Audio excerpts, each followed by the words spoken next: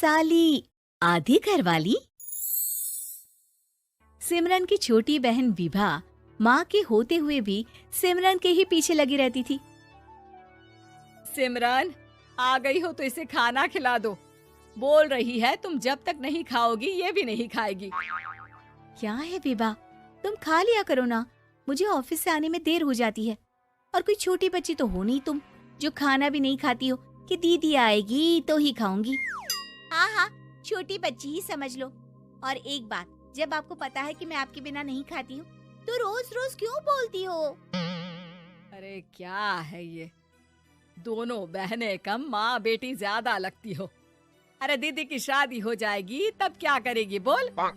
जब होगी तब की तब देखेंगे। मैं तो दीदी के साथ ही रहूंगी हमेशा।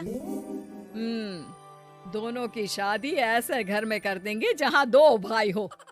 खैर, मामला आया गया हो जाता है। एक दिन सिमरन के पापा जब घर आते हैं, तुम लोगों के लिए अच्छी खबर है। वर्मा जी है ना मेरे दोस्त, उन्होंने सिमरन बेटी के लिए रिश्ता बताया है। बहुत अच्छा लड़का है, सिमरन को भी पसंद कर लिया है और कल वो लोग आ रहे हैं सिमरन को देखने अपने घर। सिद्धांत अपने माता पिता के साथ सिमरन को देखने आता है। उसे सिमरन अच्छी लगती है और शादी तय हो जाती है। सिद्धांत की माँ कहती है, अब तो हम लोग ले जाएंगे जल्द ही अपनी सिमरन को यहाँ से। अरे हाँ हाँ, क्यों नहीं, आपकी ही है अब तो हमारी बेटी। दूर खड़ी विभा सब सुन रही होती है। अब तो दीदी की शादी हो जाएगी, फिर तो वो चली जाएंगी। दीदी के बिना मैं कैसे रहूंगी? कुछ न कुछ तो करना ही होगा जिससे दीदी की शादी ही ना हो।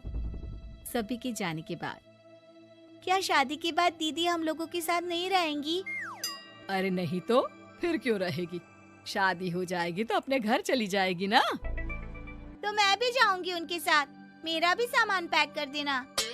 अरे कैसे बात कर रही हो विभा, दीदी के ससुराल छोटी बहन नहीं जाती।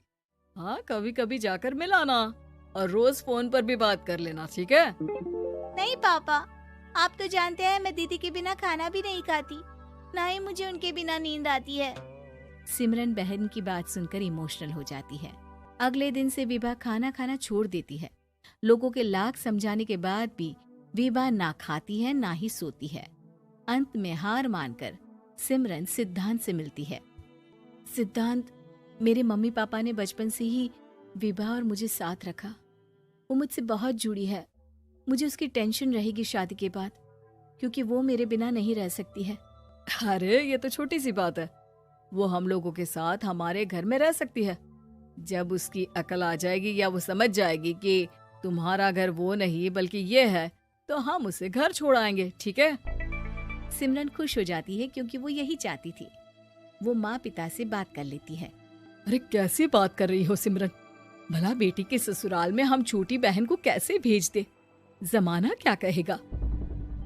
अरे तू पागल हो गया है, मना कर दे। इस शादी में इन लोगों का तो ये चलता ही रहेगा।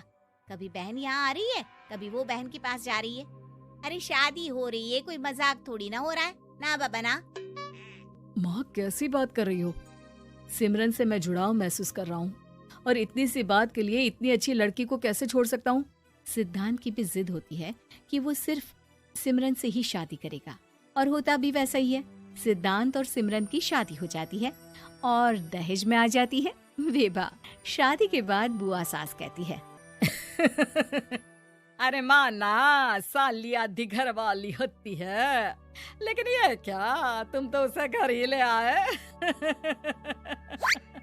तभी चाची कहती है, सिद्धांत को तो हम लोगों ने सीधा समझा था, लेकिन सबसे तेज तो यही निकला। अरे देखो कैसे दहेज तो नहीं लिया, लेकिन साली पर कब्जा कर लिया।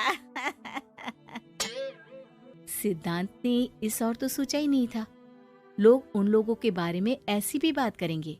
वो वहाँ से चला जाता है और चुपचाप अपने कमरे में लेट जाता है। क्या हुआ सिद्धांत, तुम अचानक से परेशान हो गए, कोई बात है क्या? अरे नहीं नहीं, वो थक गया था ना, शादी की सारी तैयारी और रस्मों के बीच, सोच रहा हूँ थोड़ा आराम कर लूं। हाँ ठीक है, आप लेट जाइए, मैं विभा का बेड लगा देती हूँ जमीन पर। क्या? वो यहाँ सोएगी? हाँ, बताया तो था कि उसे नींद नहीं आती मेरे बिना। तो तुम आराम से लेटो ऊपर, हम लोग नीचे बिछा लेते हैं। अरे नहीं नहीं, तुम दोनों आराम से लेटो ऊपर, मैं माँ पापा के रूम में जा रहा हूँ। सिद्धांत वहाँ से दूसरे कमरे में चला जाता है, जहाँ सिद्धांत के पिता उससे कहते हैं, क्या बात है बेटा, तू उस कमरे में क्यों नहीं सो रहा? बहू से लड़ाई हो गई है क्या शादी के पहले दिन ही? अब नहीं पापा, वो दोनों बहनों को बात करनी थी और मुझे नींद आ रही है, तो मैं यहाँ सोने चला आया। अगले दिन सिद्धांत तैयार होकर ऑफिस जाता है। ऑफिस में लंच के वक्त दोस्त कहता है, क्या बात है सिद्धांत, इतना सारा खाना एक ही दिन में? हाँ यार, वो सिमरन को खाना बनाने का शौक है तो उसी ने बनाया है। यार हम लोगों की तो सिर्फ एक ही बीवी है, इसकी तो दो है ना। सिद्धांत को गुस्सा आ जाता है। कैसी बात कर रहा है तू? अरे तू तो भाग्यशाली है जो बीवी के साथ साथ साली भी आ गई। अरे साली लोगों की तो आधी घरवाली होती है, तुझे तो पूरी की पूरी मिल गई। सिद्धांत का पारा अब 7वें आसमान में पहुंच जाता है। वो खड़ा होकर उस लड़के से लड़ने लगता है। हाँ, मेरी शादी में मेरी बीवी के साथ मेरी साली भी आई है, ये सच है, लेकिन सिर्फ कुछ समय के लिए, क्योंकि उसने सिमरन को बचपन से ही माँ की तरह देखा और यूं अचानक वो सिमरन से अलग नहीं रह सकती थी। इसलिए सोचो, अगर मेरी बीवी उसके लिए माँ का स्थान रखती है तो मेरा दर्जा क्या हुआ? तभी वहाँ बॉस आ जाता है। माफ करना सिद्धांत, यहाँ इस मेंटल लेवल के लोग हैं, जरूरी नहीं साली सिर्फ आधी घरवाली ही हो, कभी वो छोटी बहन तो कभी बेटी भी होती है। वेल डन सिद्धांत। सिद्धांत को अब ऑफिस में कोई कुछ नहीं कहता, लेकिन आस पड़ोस का वो तो वही हाल रहता है। सिद्धांत ऑफिस से घर की ओर आ रहा होता है कि रास्ते में उसे अपनी कॉलोनी का दोस्त मिल जाता है। क्या बात है, चेहरे की चमक बता रही है, शादी से बड़ा खुश है तू, क्यों? हाँ यार, अच्छी लड़की और अच्छा परिवार मिलना कहाँ होता है जल्दी आजकल। यार हमें भी दिला देना ऐसा परिवार जहाँ एक के साथ एक फ्री की स्कीम चल रही हो।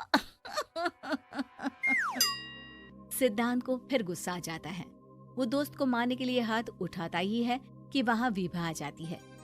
अरे जीजू, रहने दीजिए ना, ये लोग नहीं समझेंगे कि इंसानियत क्या होती है। ये सच है कि दीदी से कैसे दूर रहना ये मुझे पता नहीं था। आपने मुझे दीदी के पास रहने का मौका देकर ये समझने का मौका दिया कि लड़की का असली घर उसका ससुराल होता है। मैं समझ चुकी हूँ, मैं जा रही हूँ जीजू, लेकिन मैं खुश हूँ कि आपने मुझे अपनी छोटी बहन समझा। सभी उन लोगों को देखकर ताली बजाने लगते हैं। विभा अपने घर चली जाती है और सिद्धांत खुशी खुशी सिमरन के साथ रहने लगता है।